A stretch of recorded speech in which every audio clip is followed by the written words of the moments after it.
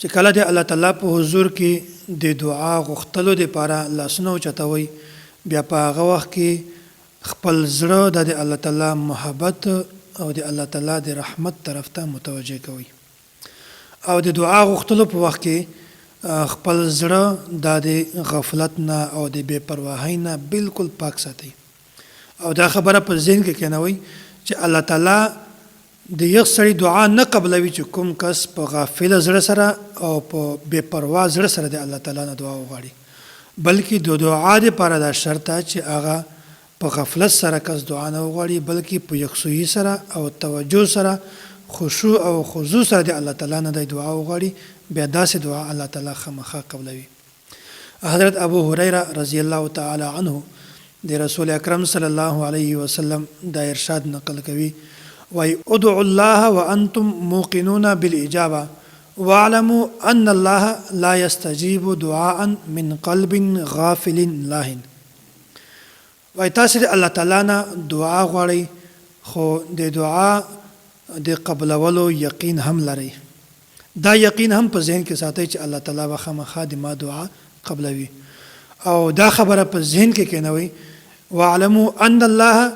لا يستجيب دعاء من قلب غافل لاهٍ. الله تعالی د داسې کس دعا کله هم نه قبلوي چې هغه په بې پروا او په غافل زړه سره د الله تعالی نه دعا وغواړي.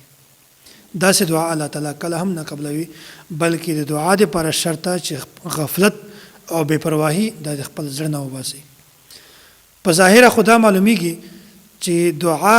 دا یو ظاهري عمل ده ځکه چې دعا غوښتلو لپاره لاسونه اوچتوي او د سره خوله خوځوي او په ژبه سره د الله تعالی نه دعا غواړي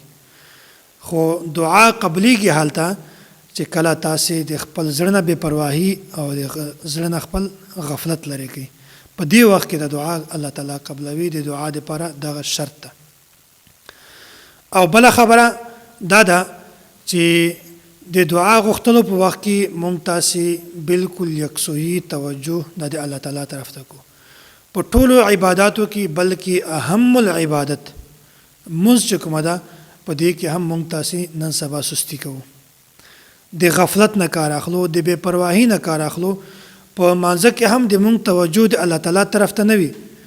بلکې دا سوچ کوئ چې مونږ څومره اهمه فریضه ادا کوو د چا مخې ته ولاړ یو د الله تعالی نه مونږ څه غواړو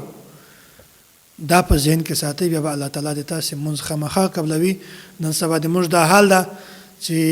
کوم سوچ بهر ته نه کېږي هغه سوچ هغه سړی په مانځه کې کوي.